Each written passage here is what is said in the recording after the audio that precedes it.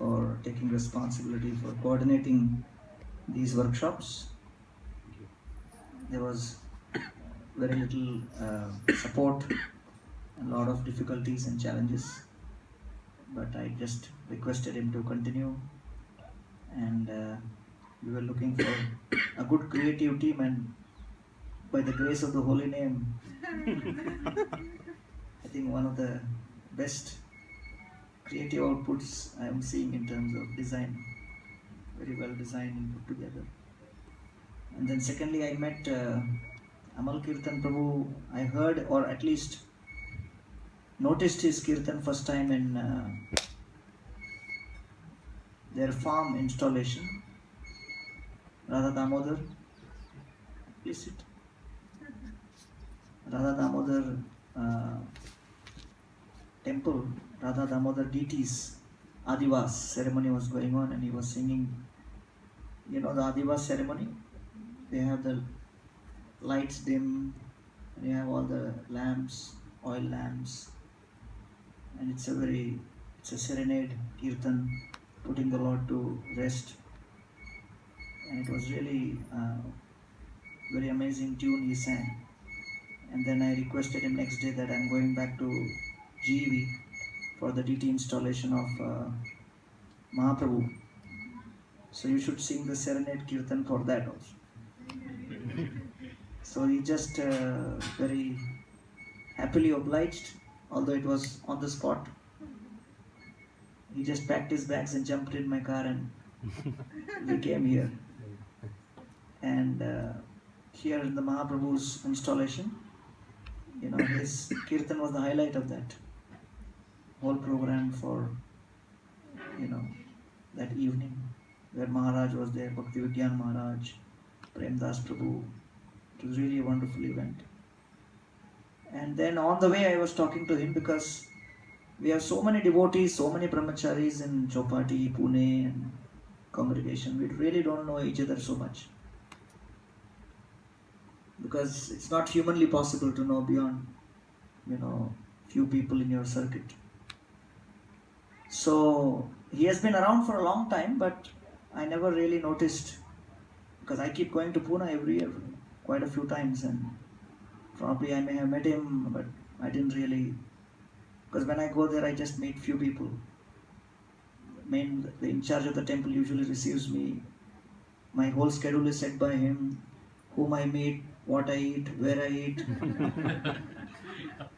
You should also know that when a preacher or like some ISKCON leader visits another place, he does not have any freedom to go anywhere. If he does something here or there, it becomes political. So wherever the local in charge organizes the schedule, as per that we have to move. So even interaction with brahmacharis, again, for so many years I'm only interacting with a few brahmacharis, I know them well, that's going on. And Pune has like an army of brahmacharis, and you can't expect me to, look at someone and recognize him. But it was Krishna's arrangement. And then on the way he was telling me that he has spent several years practicing classical music, and but more important than that is, I have seen brahmacharis in the past also who were very good with music, but it's more important than having musical skill is to have the right attitude. And so I could see that he's having the right attitude of being humble and down to earth. And normally if you are a musical genius, so many other baggage also comes along with that, like in scholarship also. So both have their attendant traps, but I could see that he has the right mood, and I felt that he will represent the essence of our movement, which is Harinam Sankirtan. So in Chaitanya Charitamrita, of course, you know that Erupe Achandale Kirtana Sanchare Nama Prema Mala Ganti Podila Sansare. Mahaprabhu came to garland the entire world the entire universe, every jiva, with the garland of the flowers of prema. And those flowers of prema, they are actually connected or strewn across on the thread of the holy name.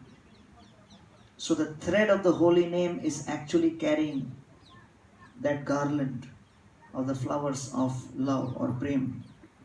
Nama prema malaganthi podaila sansare. So Lord Chaitanya Mahaprabhu specifically came to give the glories of the holy name. So therefore, in the Chaitanya Charitamrita, there is an episode where Pratapratra Maharaj comes and sees the beautiful kirtan of all the devotees. It is the first time he is coming in contact with Mahaprabhu's associates after Mahaprabhu has returned back from his South India tour. I can speak, right? They are not in a hurry to... No. Please. So, when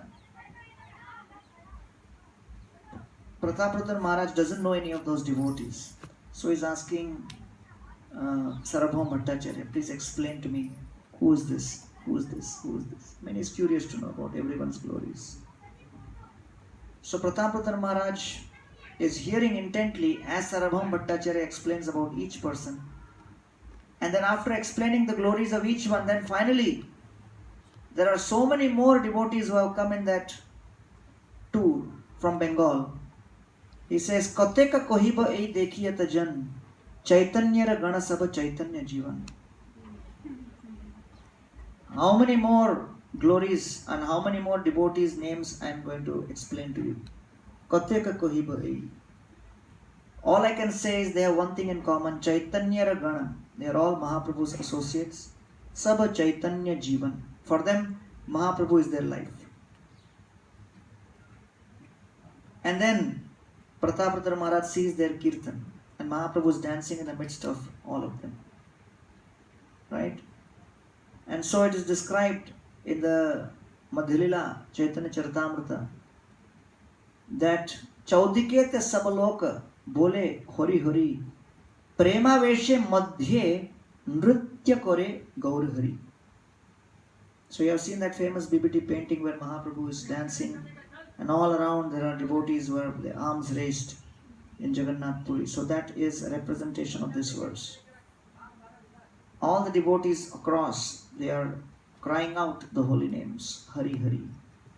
Prema Veshe, and with great, overwhelmed with great prema, Madhye, Lord Chaitanya Mahaprabhu is in the midst of all of them.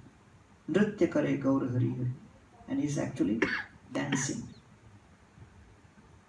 And so as Pratapratra Maharaj sees this scene of Mahaprabhu overwhelmed with ecstasy, chanting and dancing, and he is surrounded by all these devotees, Pratapratra Maharaj carefully observes the expression on each devotee's face.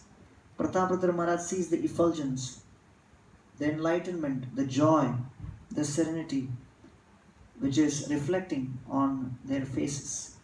And he says that Surya Samashata Kanti Aruna Vasan. I'm seeing that their entire faces are illumined as if millions of suns are rising all together. And he says, Aiche prema, aiche nritya, aiche hari dhvani, kaha nahi dekhi aiche, kaha nahi shuni. I have never seen such prema, such dancing, such sound of the holy names. Kaha nahi dekhi, not seen, kaha nahi shuni. Never heard. What I have never heard and never seen? Such Hari Dhvani. So Prabhupada writes a very beautiful purport which is the essence of Kirtan. And Prabhupada says that Pratapratra Maharaj was the king of Orissa and he did not have any shortage of performers in the kingdom. In fact, the most talented, the most expert, the best singers would always come and give performance in front of the king. King had the privilege of having the first audience. But Prataprutra Maharaj is saying that kaha nahi dekhi, aiche kaha nahi shuni. That means he had access to the best performances of Kirtan, the best performances of all kinds of artists. He had seen lots of artists. He had not had a devotional experience like this. So Prabhupada mentions in the purport, the reason why Mahaprabhu's associates were especially empowered was because their lifestyle was in sync with what they were doing. They had impeccable character, habits, behavior, and dealings. And because they were practicing strictly the rules and regulations of devotional service, therefore they were empowered to chant the holy names, and the holy names was having an impact on the people who were hearing. So therefore the most important thing is that we have to, the holy name is like electric current. If we follow the rules and regulations, we become like copper wire. The current can flow. It can impact. If you do not follow the rules and regulations and do not follow the regulative principles and become absorbed in modes of passion and ignorance, we become like rubber insulators. It will not flow. So therefore we cannot separate the practice of rules and regulations of bhakti from the chanting of the holy names. And therefore it's of utmost importance to know that the real power of the kirtan is experienced and transmitted when there is a display of character and integrity. And therefore even Narottam Das Thakur says, Vishaya Vishama Visha Satata Khaino Gaurpir Tanarase Magana Nahoinu. That if I do not practice the process properly and I become absorbed in tasting the Vishay or the sense objects, Gaur Kirtana Rase Magana Nahoinu, I cannot become absorbed in the Gaur Kirtan, chanting of the holy names of Lord Chaitanya Mahaprabhu. And so Sarvabhauma Bhattacharya hears this, and of course Prabhupada tells one more beautiful point in this purport. Prabhupada says, do not think that chanting of the holy names in Kirtan is an ordinary activity. When the chanting of the holy names is done by genuine devotees with genuine intense feelings, it has the capacity to attract and enchant the attention of the king of a state. A king stood up and took notice. What's this? So there was no need for any special creative preaching effort. Just the sincere chanting of the holy names sung by sincerely practicing devotees with sincere feeling was sufficient. So we should not underestimate the power of the holy names. So therefore Bhattacharya at that point says, Bhattacharya kohe ei madhura vachan, Chaitanyara srishti ei prema sankirtan. He says that what you are hearing, O Prataprutra Maharaj, is Chaitanyara srishti. It has been created by Lord Chaitanya Mahaprabhu. And it is called Prema Sankirtan. It is the Sankirtan of the holy name which gives Prema. So what does it mean? It means that the Kali Yuga is 4,32,000